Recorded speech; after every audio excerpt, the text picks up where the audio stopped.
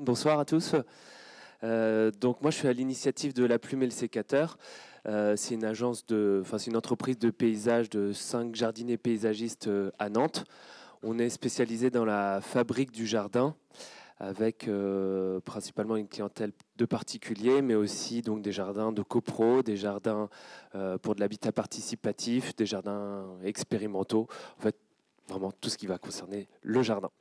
On déploie nos projets de A à Z, de la conception, en passant par la mise en œuvre, la création, et puis le suivi en jardinage.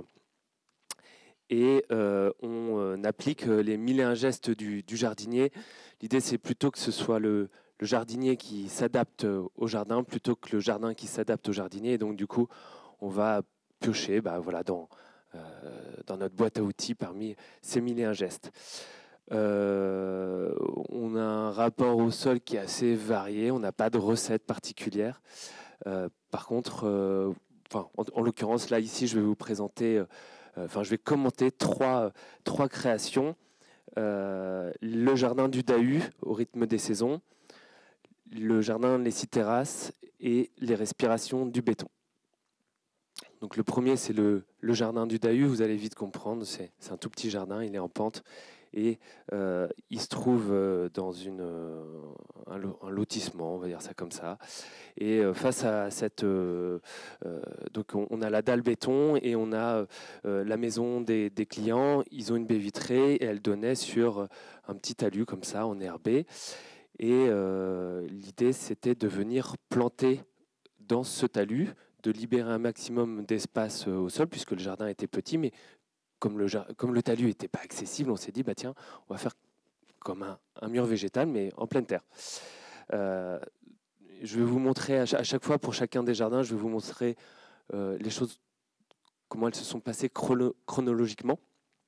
Donc là, ici, on est venu poser une toile biodégradable au mois de juin 2020 avec Nolan, un collègue. Donc on a simplement posé sur ce talus, sans rien faire, sans désherber. On est venu juste appliquer sur ce talus une toile biodégradable. On a laissé travailler la matière en dessous, la vie du sol. Elle est venue dégrader naturellement sans que nous on ait à retourner le sol, sans qu'on ait rien à faire. Parce que en plus de ça, le risque c'était finalement que tout le sol ruisselle en bas.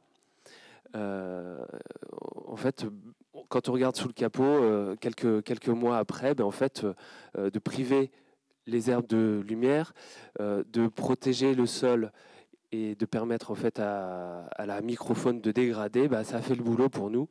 Et on a pu venir planter dans ce talus au mois de novembre. Effectivement, nous aussi, on aime bien planter plutôt en hiver.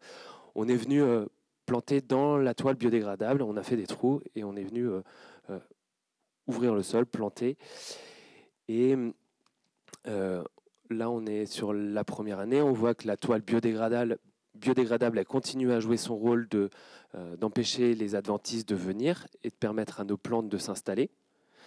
Elle se dégrade lentement, elle a d'ailleurs mis 3 ans à se dégrader. Donc on est en juin 2021. Au début, on était en juin 2020, donc on est un an après. Là, on est en juin 2022, donc 2 ans après, et on voit que ça a gonflé. Et comme le fait de ne pas trop travailler le sol, il nous l'a bien rendu. Il a fait qu'on a un massif d'abondance, quoi. Et donc on continue à jardiner. Donc là, c'était cette année en mai. On continue à jardiner et donc on fait le suivi. Il y a un peu de désherbage. La toile a finalement été consommée, mais quand il y a des adventices ou quand il y a des herbes qui s'installent, alors déjà on les supprime pas toutes. Parfois il y en a qui sont intéressantes, qui ont des qualités esthétiques, qui ont les qualités de retenir le sol. Et puis il y en a qui sont pas forcément les plus intéressantes à ce moment-là dans la composition, donc on les retire, on le désherbe et on repose directement sur le sol en place et ça va venir continuer à nourrir le cycle de dégradation de la matière. Donc là, c'est un autre jardin, les 6 terrasses. On a travaillé avec ici le sol à la fois comme matière à projet, comme matériaux pour donner des formes en fait à ce jardin. Donc le jardin, on a été mis en relation avec les clients par un architecte, l'architecte de la maison, maison en bois. On voit, enfin on le voit pas, non, justement. À l'origine, cette parcelle-là, elle était quasiment 6 mètres plus bas et elle ressemblait à la parcelle avec le boisement à côté sur lequel on a les ronces et puis la chênaie. Et c'est parfois une volonté des clients de repartir un peu à plat ou en l'occurrence de faire à leur sauce, quoi, on va dire ça comme ça. Ils ont ramené 300 mètres cubes de remblai pour mettre la maison en haut. Donc du coup, ils ont recouvert tout ce sol forestier. Et Patpo, c'était un terrassier qui a ramené de la terre, de la terre avec plein de cailloux. Donc c'était un sol très sec. En plus, il a terrassé en terrassier, donc il a fait simple. Il a fait une bosse et puis après il est redescendu vers l'étang. Et donc du coup, il est un peu passé à côté de ce qu'il y avait à voir dans le projet, c'est-à-dire quand même de mettre en relation la maison avec le bassin, avec l'étang qui était en contrebas.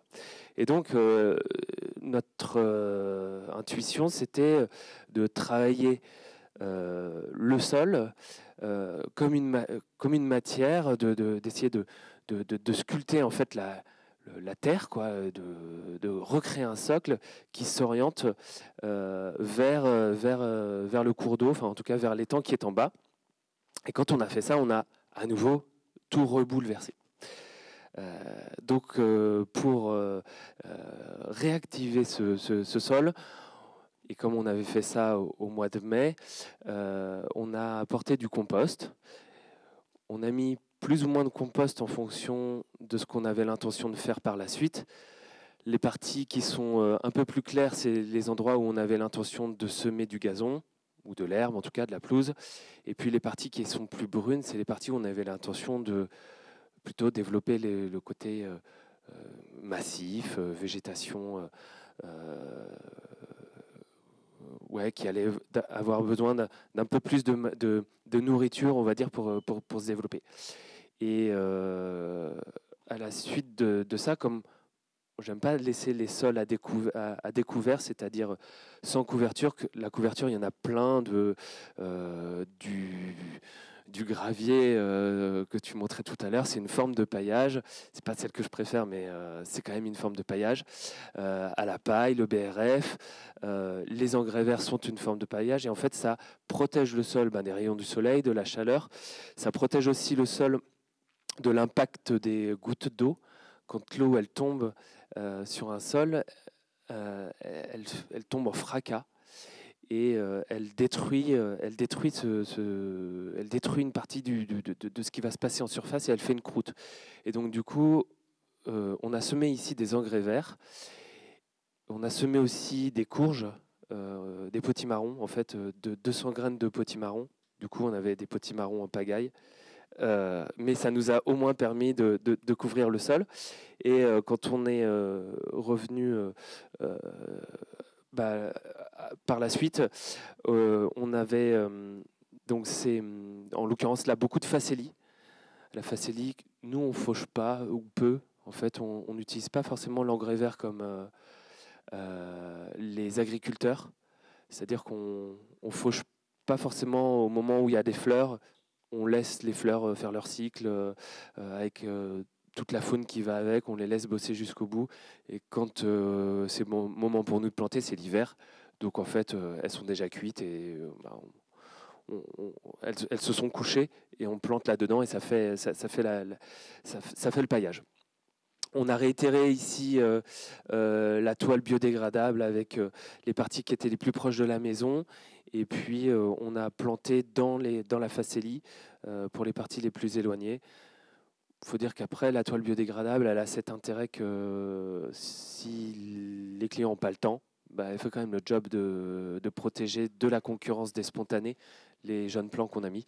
Et elle va se dégrader toute seule, donc c'est quand même mieux qu'une toile en plastoc. Ça, c'est un hôtel à insectes.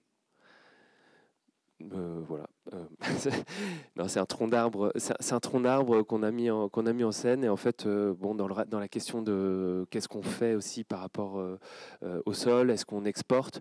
Il y a souvent cette question-là quand on est jardinier. Est-ce qu'on facture du temps pour aller à la déchette et puis évacuer les déchets verts? En l'occurrence là, ce tronc d'arbre. Est-ce qu'on va à la déchette pour emmener des cailloux plus loin? Cette question de ce qu'on sort du site, elle est quand même assez présente dans notre métier.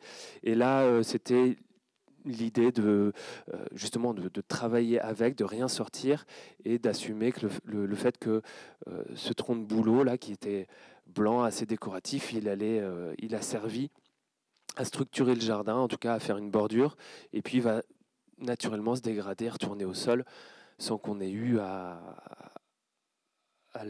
l'exporter, à dépenser de l'énergie pour le sortir.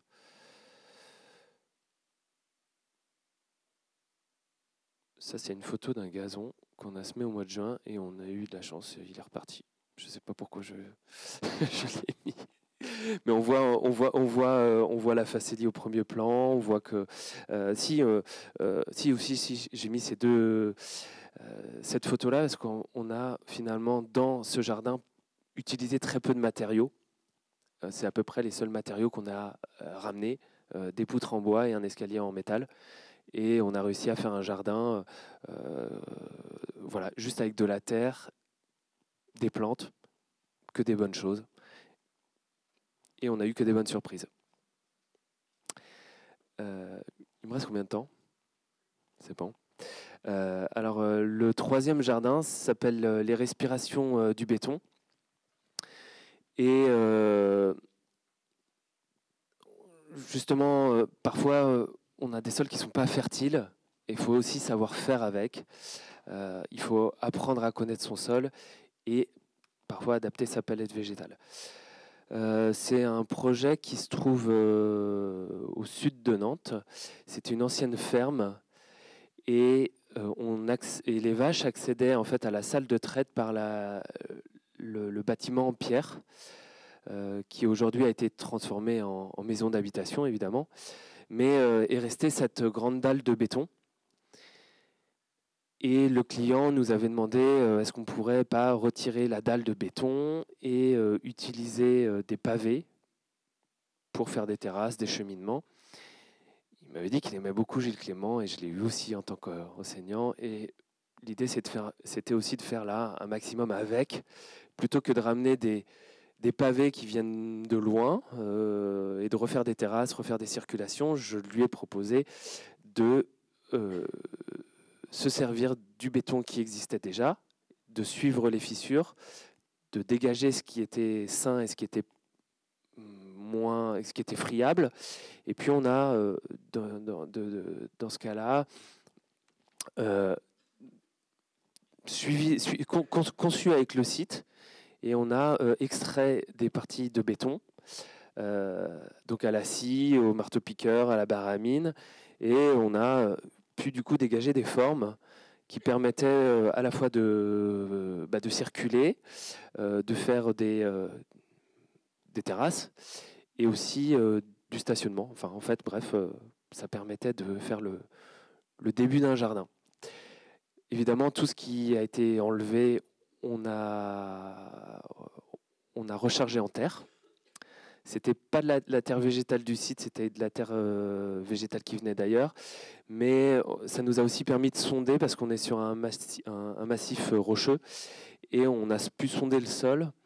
Et on s'est rendu compte qu'à des endroits, on n'avait que 20 cm de sol. À des endroits, on n'avait que 70 cm. Et en fait, le caillou était très vite là. Donc en fait, on était contraint et on a dû adapter notre palette végétale ici avec plutôt des plantes qui allaient supporter les sols secs et drainants. Donc ça, c'est c'est le plan de conception. Et finalement, en fait, la conception, elle s'est faite avec le site, avec le terrain, et pas forcément beaucoup en bureau. Ça, c'est un peu notre façon de faire, c'est qu'on conçoit sur le terrain et après on fait la synthèse en bureau d'études, mais ça se fait sur le terrain. Voilà, et donc là, on est quelques temps après.